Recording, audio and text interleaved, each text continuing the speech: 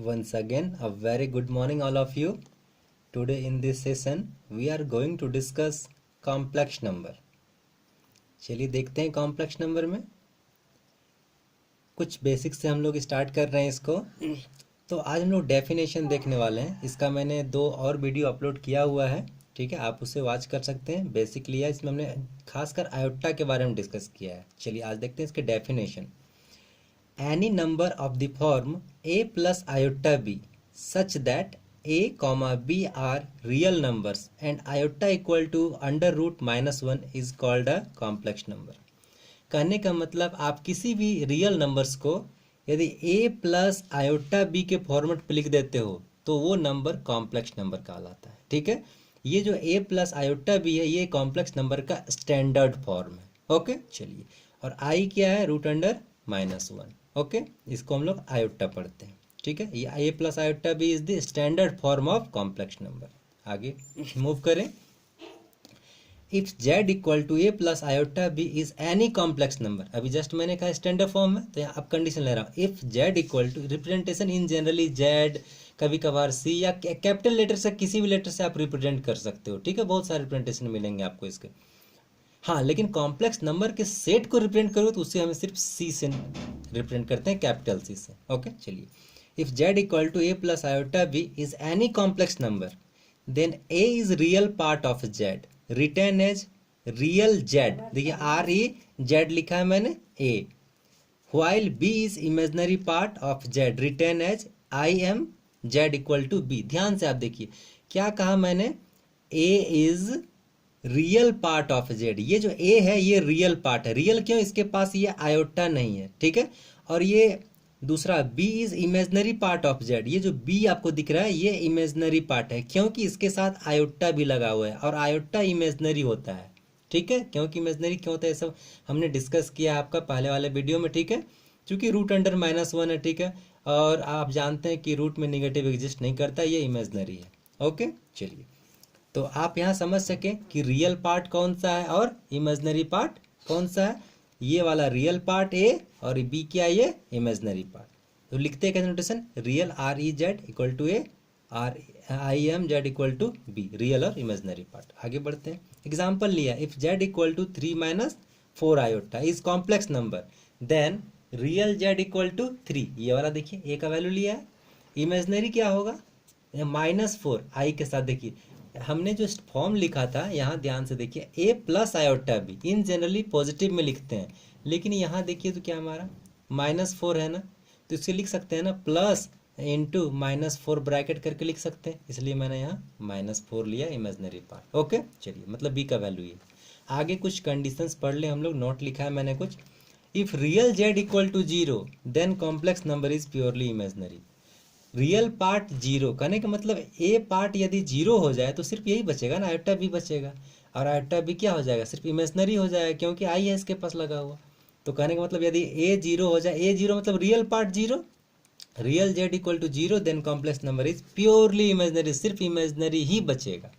और एग्जाम्पल भी लिया मैंने, example Z equal to 0 plus 3i equal to 3i is purely imaginary. देखिए ए पार्ट 0 है यहाँ पे, तो ये क्या है? Purely imaginary. ठीक इसका उल्टा, और if imaginary z equal to 0 कहने का मतलब b का वैल्यू 0 हो जाए then complex number is purely real. क्या होगा वो? Purely real. प्योरली रियल कब होगा? जब ये b का वैल्यू 0 हो जाएगा, तो उस कंडीशन में सिर्फ रियल पार्ट दिखेगा। तो वेरी इंपॉर्टेंट, आप याद रखेंगे, बहुत सारे एग्जाम में या अच्छे क्वेश्चन को सॉल्व करने में आपको ज़रूरत पड़ती है कि प्योरली रियल कब होते हैं, प्योरली इमेजनरी कब होते हैं। तो ये कंडीशंस हैं। Imaginary z equal to 0 is the condition of purely real and real z equal to 0 is the condition of purely imaginary, okay. Third लिखा है, in complex number greater than and less than are not defined. कहने का मतलब complex number में हम लोग बड़े छोटे का पहचान नहीं कर सकते हैं कि कौन सा बड़ा है कौन सा छोटा है, सिर्फ इक्वलिटी ही पहचान में आती है। वेरी इंपॉर्टेंट, बहुत इंपॉर्टेंट थर्ड नंबर। एग्जाम्पल लिए, जैसे मैं कह रहा हूँ in between 3 iota and 4 iota we can't say which is greater और लेस। हम लोग नहीं बता सकते ये कौन बड़ा कौन छोटा है इसमें से, ठीक है। कहने का मतलब there is no comparison in complex number, very important. आगे चले, conjugate of complex number. Conjugate क्या होता है? कंजुगेट में कुछ नहीं करते हैं, बस इमेजनरी पार्ट वाले का साइन चेंज कर देते हैं। साइन मतलब प्लस को माइनस बना दीजिए, माइनस को प्लस बनाइए। और नोटेशन क्या कहते हैं, बार साइन लगाते हैं हम लोग, ठीक है। तो बार से आप पहले से वाकिफ हैं। तो एक लिखा है मैंने, if z equal to a plus iota b, ये देखिए स्टैंडर्ड फॉर्म है, is a complex number, then by changing the sign of imaginary z, जो मैंने जस्ट पहले कहा, इमेजनरी जेड कहने का मतलब बी का sign, changing the sign of imaginary z we find conjugate of z by denoted by z bar। ये बार का साइन मतलब कंजुगेट, देखिए क्या लिखा है, therefore z bar equal to a minus iota b. यहाँ z था a प्लस आयोटा बी, लेकिन z बार जैसे कंजुगेट लगाया तो मैं क्या किया, इस ये प्लस वाले को यहाँ माइनस कर दिया। ओके, अच्छा आगे मूव करें हम लोग। और इसी में एग्जांपल लिया है, if z equal to 12 plus 3 iota, then Z bar क्या हो जाएगा, 12 माइनस 3 आयोटा होगा। देखिए इसका साइन मैंने चेंज कर दिया। दूसरा example, z equal to minus 12 plus 3 iota, then Z bar equal to, सिर्फ इमेजनरी पार्ट का साइन चेंज करना, ध्यान दीजिएगा, इससे कोई मतलब नहीं रियल सा। यहाँ प्लस है ना, तो यहाँ माइनस क्या, ध्यान दीजिए। और एग्जाम्पल लिया 12 माइनस 3 आयोटा, तो ये माइनस है ना, देखिए मैंने यहाँ प्लस किया है जेड बार में। ओके, आप समझ गए होंगे कैसे करना है, इमेजनरी पार्ट का साइन को चेंज कर दीजिए। आगे मॉडुलस क्या होता है, very important, modulus of complex number, if z equal to a plus iota b, then modulus of z equal to real z का स्क्वायर, रियल z देखिए ये है ये ना स्क्वायर, प्लस इमेजनरी z देखिए ये b है सिर्फ, ठीक है, स्क्वायर, और अंडर रूट है ये। देखिए हमें लिखा है रूट a स्क्वायर मतलब रियल z का स्क्वायर प्लस b स्क्वायर, ये इमेजनरी z स्क्वायर।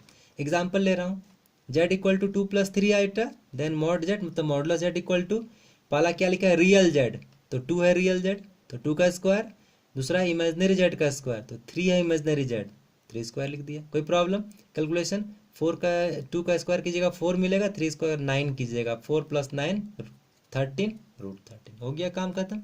आगे चलते हैं और example, z equal to 2 minus 3 iota, then mod z equal to, फिर रियल z पहले स्क्वायर, 2 था रियल z स्क्वायर कर दिया, प्लस साइन, इमेजनरी z देखिए माइनस 3 है, ध्यान से दीजिए, होगा ना माइनस 3 का, माइनस 3 होगा वैल्यू जेड का बी का, क्योंकि हम लोग यहाँ फर्स्ट में ही आपको लिखाया था। यहाँ स्टैंडर्ड फॉर्म क्या होता है, फिर से यहाँ आइए, A plus iota B standard form है, तो स्टैंडर्ड फॉर्म हम लोग बार बार देखते हैं, लेकिन यहाँ माइनस है इसलिए बी का वैल्यू माइनस 3, तो 2 स्क्वायर प्लस माइनस 3 का स्क्वायर, इमेजनरी जेड का वैल्यू माइनस 3 है, बस सिंप्लीफाई कीजिए, ये 4 हो गया, ये 9 हो गया, 13 मिल गया। आई थिंक आप समझ पाए होंगे मेरी बातों को, मैंने जितना आपको समझाने का प्रयास किया। ओके, इसके बावजूद भी यदि कहीं कुछ थोड़ी सी भी प्रॉब्लम रहती है आपको, तो प्लीज़ आप कमेंट करेंगे, मैं आपकी समस्याओं को सॉल्व करने का भरसक प्रयत्न करूँगा। Okay, thank you, have a nice day.